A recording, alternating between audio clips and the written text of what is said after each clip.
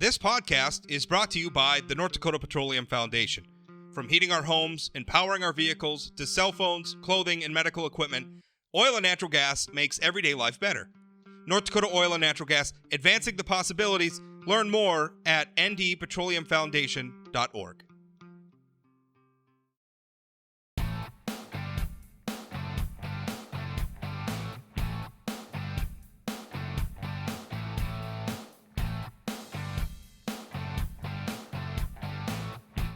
Welcome to Plain Talk Live. I'm your host, Rob Port, and joining me is Congressman Kelly Armstrong, who for a brief moment not long ago was going to be a member of, probably one of the most high-profile congressional committee, I guess a commission is what we're calling it, since the 9/11 Commission. I mean, it's a pretty important, what I felt was going to be a pretty important initiative. The Republican minority in the House of Representatives appointed members of that commission. Speaker of the House, Nancy Pelosi, decided she didn't like some members of that commission. And what ended up happening is Republicans pulled all of their appointees from the commission. Now that commission is proceeding, it does have some Republicans on it, but they're Republicans appointed not by the leader elected by the House Republican Caucus, but by the leader of the Democratic Caucus. Here to talk with me about that, of course, is Congressman Kelly Armstrong. And Kelly, you were going to be on the commission, and then you weren't. I have your statement that you put out after this whole thing went down. This is your July 21 statement. I quote, Jim Banks and Jim Jordan. Now, these are the two members of the commission that, of course, Speaker Pelosi didn't want on there. Jim Banks and Jim Jordan have every right to serve on any committee Leader McCarthy appoints them to. Whenever Speaker Pelosi uses the word unprecedented, it is code for her consolidation of absolute power. She is willing to do anything and everything to maintain control over her conference for the next 18 months. In the process, she is going to permanently and negatively change the way this body functions forever.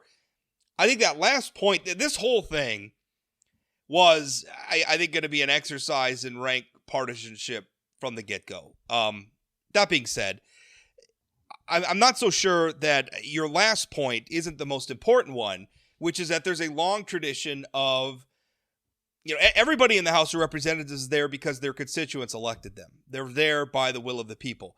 And then each caucus, the Democratic caucus, the Republican caucus, elects a leader, right? This is how the whole thing's organized. Nancy Pelosi she set a precedent whereby the majority party can decide which members can serve on a committee. And it just doesn't matter what the minority party has to say about it at all. That's a terrible thing, a dangerous thing, I think. I agree. And I think you have to, Jim Banks is the chair of the largest caucus in the Republican conference. Jim Jordan is the ranking member on judiciary. I've served with Jim for 2 years on oversight and judiciary. We've had some pretty intense and important hearings over there. But I do want to say this, and I think it's important. This isn't about treating members of Congress unfairly. This is about treating their constituents and essentially half of the country unfairly. There are not a lot of minority rights that you have as members of Congress, and every member in the minority party represents a constituency of essentially the same size. And if you allow Speaker Pelosi to populate the committees for Republicans on any of this, you are essentially silencing the voice of millions of people from one end of the country to the other. And listen, if this, I know this, when you make decisions like this, it never goes back to the way it was. And this is and also as somebody who served was a criminal defense attorney, your dad was in law enforcement. The hardest cases are when you have to make sure your rules, your procedures, and your traditions work, because hard cases make bad law, and we fundamentally change things. It's unprecedented. It is a power grab. A lot of people talk about this, about the last election or the next election. I really don't believe that's the case. I believe on Tuesday, Speaker Pelosi's majority went down to 3 votes. They are a very rowdy and rambunctious caucus on their side. They have a lot of differing viewpoints. This is about maintaining control. One of the few things that every Democrat in D.C. can agree on is hating President Trump. And this allows them to do that in this way. But it also means 50% of this country is just not going to take anything that happens out of that committee seriously. And another thing, because you put this in a legal context, but let's put it in a larger sense, in a nation where we are obligated to work with one another. I'm fond of saying that one of the prices of living in a free society is that you're going to hear and see some things you don't like sometimes. That's the First Amendment, right? It means the person you disagree with has a say. That's the democratic process as well, too. Sometimes you're going to have to work with people you don't like that much. Sometimes you're going to have to work with people that just fundamentally disagree with you, just can't even agree with you on the most basic things. And yet what democracy charges us with is working with those people anyway. And what Nancy Pelosi said is, to heck with that. We don't have to do that. Exactly. And I can give you a real example from Tuesday when all of this was going on. Hakeem Jeffries, who was on Judiciary with me for 2 years, and him and I do not agree on very many things, Rob. We had an event for Equal Act, the crack parity and sentencing bill, at noon on Tuesday. He very well may be the next leader of the Democratic conference out here. And so even in the middle of all of this, we do have the ability to do some of those things. It's just unfortunate when here's the reality. When we win back the majority in 2 years, Speaker Pelosi is not going to be here to see what the long-term consequences to this institution and the people's house are. And that's really unfortunate. Well, it is really unfortunate because process matters in a big, big way. So now that I guess the commission has gotten to work, I know that there's good reason, as you said, to question the conclusions that come out of this. Still, we're hearing some interesting testimony. We had a lot of Capitol law enforcement officials or law enforcement personnel before the commission talking yesterday. I thought a lot of what they had to say was powerful. I mean, what are you seeing in the proceedings so far? Yeah, so I watched the whole thing. And by that I mean I missed about 10 minutes of it at the close to the very end and then caught the very end again, but then I watched it again.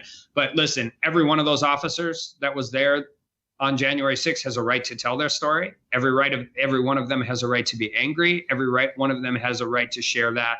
I think as part of that, it was successful. I would like to point out that also amongst the four of them at the table, they have over 4 decades of tactical law enforcement experience. And very early on in the questioning, Officer Dunn said that they were woefully unprepared that day. And for 2.5 hours afterwards, nobody followed up on that question.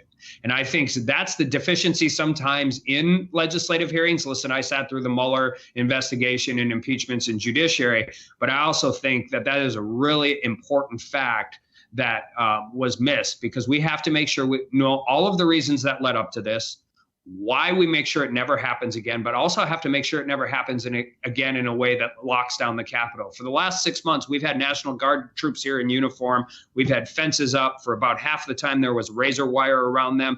That cannot be what happens moving forward. We have to allow people from all over the country, all over North Dakota, to have access to the government and the Capitol. It's one of the things that makes this city great. And so not only do we have to make sure it never happens again, but we have to do it in a way that makes sure the Capitol remains open and free for the American people to come to. I was going to ask you that question, and maybe we could drill down on it a little bit.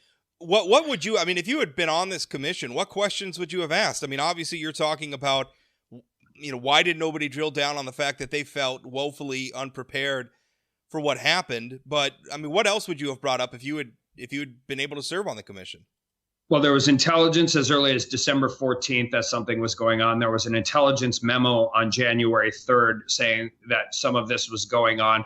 During the middle of the day, there was a truck parked outside with riot gear that they couldn't get into because it was locked. I'd have several questions. Why wasn't it handed out? But I think my questions for the officers would have been, did you know about any of these things? Because we know they existed and they were on the ground. They didn't know the protocol that they had for deploying the National Guard as Capitol Police leadership. You're going to have a lot of political shots thrown back and forth on this, and that's how this works, right? It's a political hearing, but there are real fundamental questions that go all the way back actually to Judge Kavanaugh's confirmation, Rob, that line got broke at that time. The acting chief of police after January 6th was the intelligence offer prior to January 6th.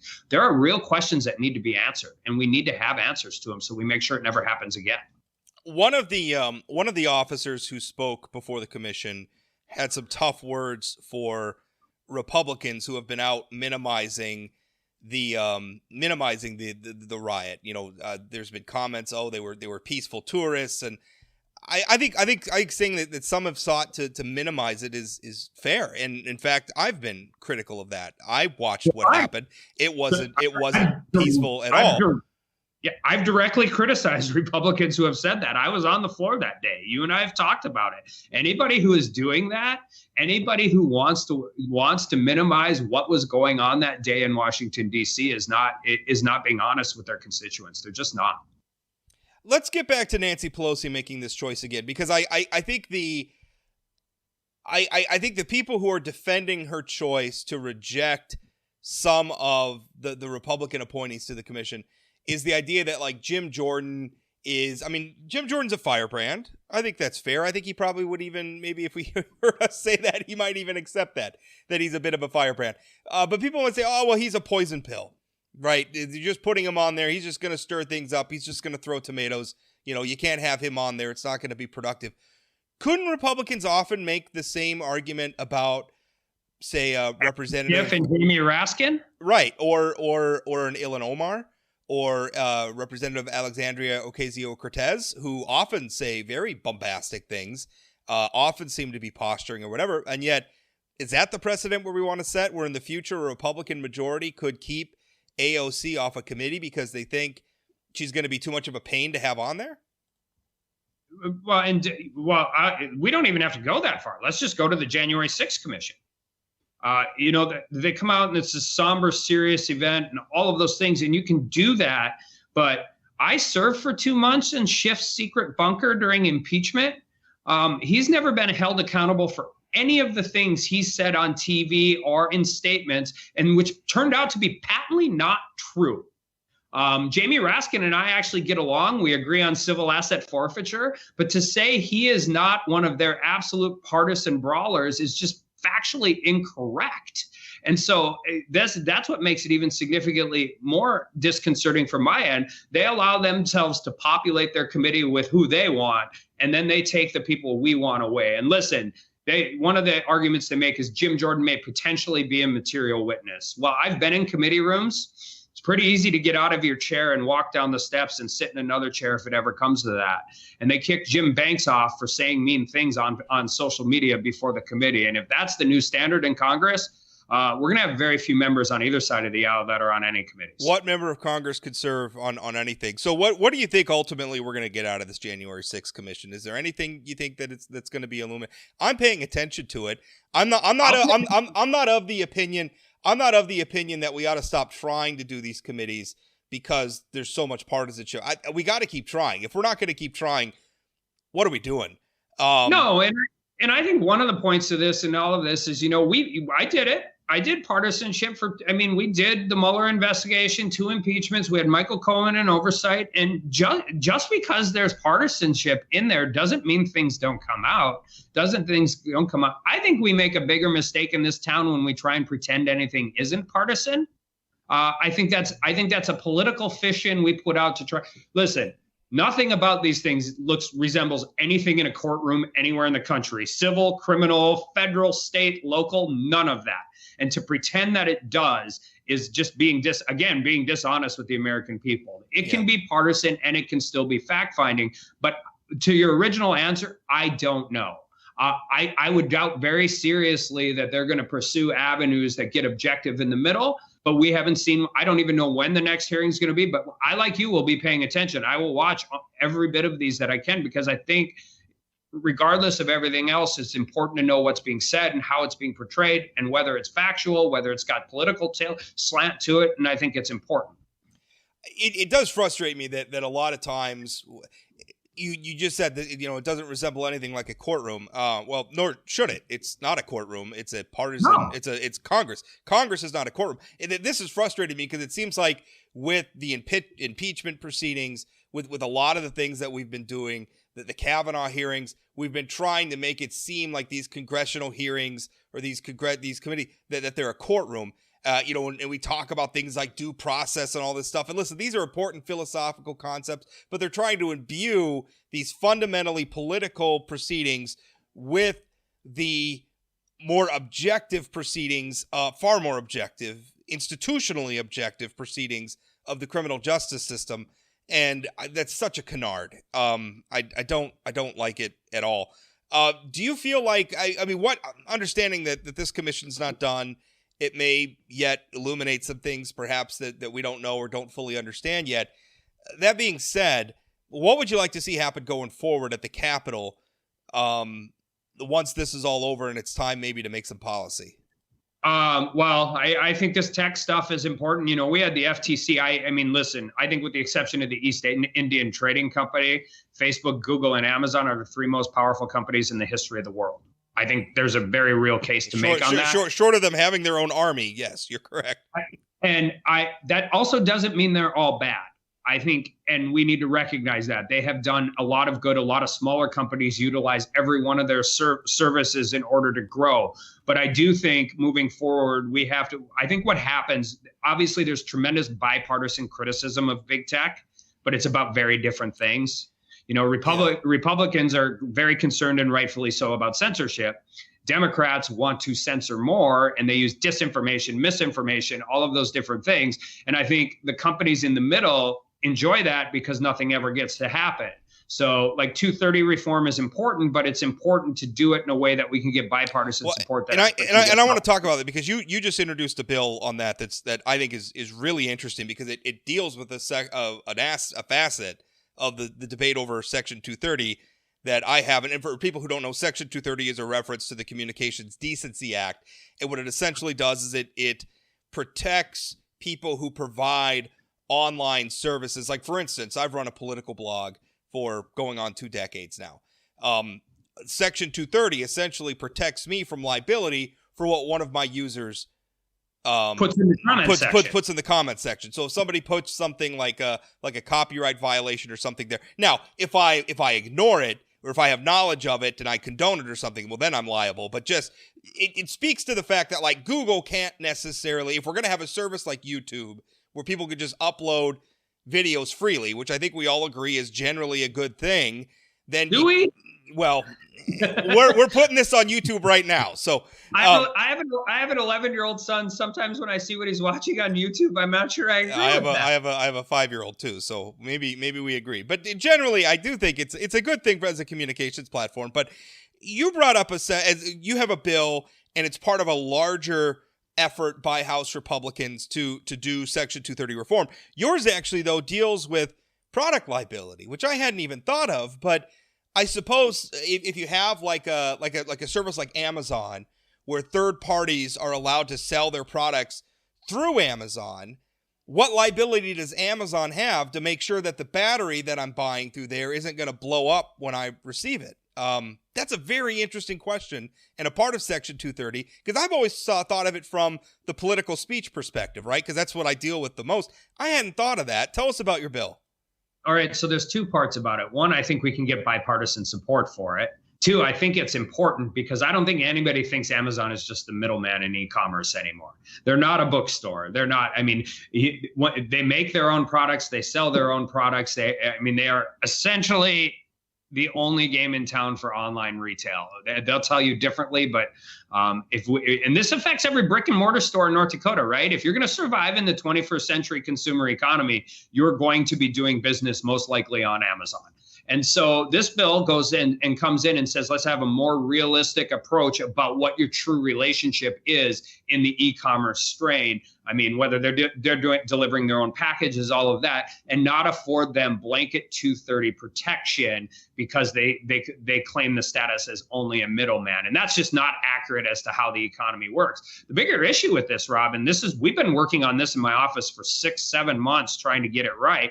It really becomes a state. I mean, products liability is often a state legal function and not a federal function. And if you are a 10th Amendment Republican, that's something you have to talk about. But I think, and where we've come in my office, and I'm comfortable with this, I think states' rights in e-commerce really are kind of a legal fiction, and you need to understand that they're doing business in all 50 states, and this is actually something the federal government should have a role in. Well, right. I mean, internet commerce is by definition interstate commerce. I mean, you access the server hosting the website you're shopping on probably isn't in your state. The product that you're buying probably doesn't originate in your state.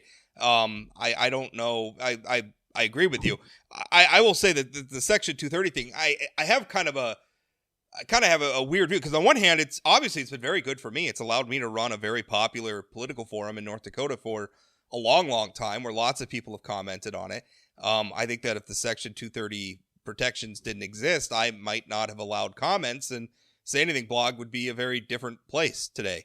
On the other side of that, I also work for the newspaper industry, and our industry does not have a Section 230 exemption or any sort of Section 230 protection. Even on our websites, if we publish a letter to the editor, we have liability for that letter to the editor. We don't have the same protections that like Facebook, and yet simultaneously we're competing with organizations like Facebook, like Google, like Twitter for ad dollars, for views. They use our content, they monetize our content a lot of times without compensating us. I think the time for Section 230 reform, I had my objections to it kind of from a libertarian perspective. I think the time has come. I think we can do this. I think we can do it in a way that leaves the internet the free and unfettered place we want it to be, while getting rid of some of the abuses. I think it's a good thing. What are the chances? I mean, what are you hearing from Democrats on this stuff? Well, I mean, we had some bipartisan antitrust bills that came out of the antitrust subcommittee, which is my former committee, last Congress, and there's two of them that I'm on, and it's a venue reform bill. But I think there's real effort. There's going to be a real effort from smart people on both sides that have worked together on these issues to find the places where we don't have those partisan fights, because we're always going to have them. Right. I mean, 230 as far as liability in that space is going to be a fight, and we're going to have to figure out how to best approach it. I do want to comment on a couple of things you said, because I've been tasked to lead the Republican task force on anti-competitive markets in big tech. And I think the newspaper thing is really important. And for two reasons. One, the vast majority of people who read the Fargo Forum probably read it on Facebook or Google. Not a lot of people sitting around having a cup of coffee, opening a regular newspaper anymore. You don't get paid for it. They utilize your content. We have to figure out ways in which to move those things forward. But I took a lot of heat from both sides, actually, when I wasn't really necessarily supportive of 230 repeal, because I think repeal without reform does one of two things. It either locks down the internet or it turns it into an absolute cesspool. Think of Yelp reviews for when somebody gets mad at a restaurant at some point in time and how that can run. So I think it's important to reform it. But I also just want to point out, and I think this is important, I think we do this far too often. The internet is not free. It's never been free. It's really not free right now. You supply your contract with the internet using it is you will have all kinds of data about you collected and monetized by somebody else. That is how the internet remains. That's how the internet remains able to be used without paying for it. But you are paying for it. I'm paying for it. We're paying for it right now just by being able to host this. And we're going to have to start talking about that in a better way, because, net neutrality, all of these different issues tend to view the internet as a free service, and it really is not a free service.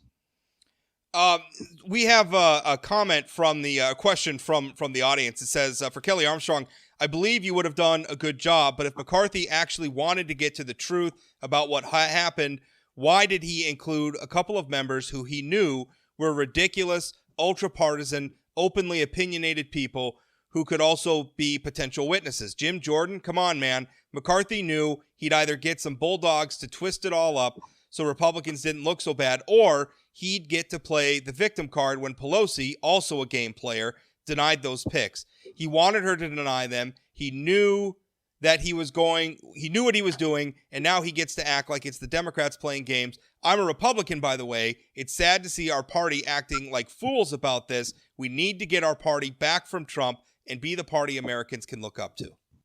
Well, I've been in a lot of meetings, and Kevin did not know they were going to be struck them. That is not true. That's not true. And he put the ranking member of Judiciary on the committee and the chairman of the largest caucus in the Republican conference on the committee.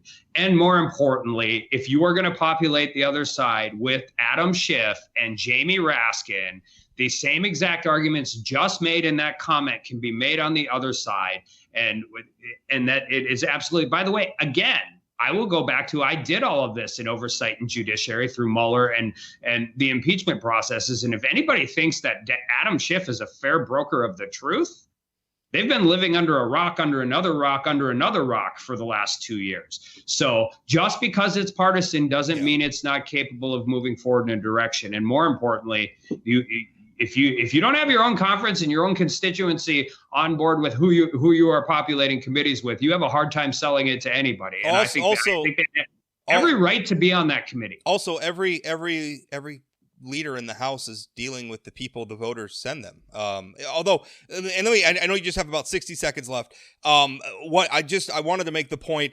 Couldn't you? I mean, if you're going to complain about Raskin, can't you also complain about Jordan? I mean, at what point? At what point do we have to hold our own accountable for some of the bombastic and pie throwing that they do?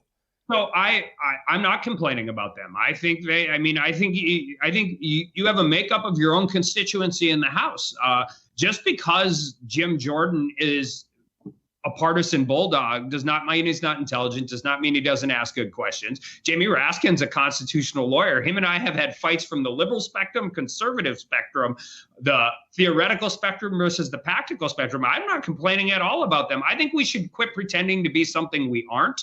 This is not unique to the last 2 years either. This has gone on since Congress has existed. I think we should embrace the fact that this is a partisan brawling body. We can come together and do bipartisan things, but we should do that. And that's not mutually exclusive from being able to hold these hearings. It never has been. Congressman, thanks for your time. Thanks.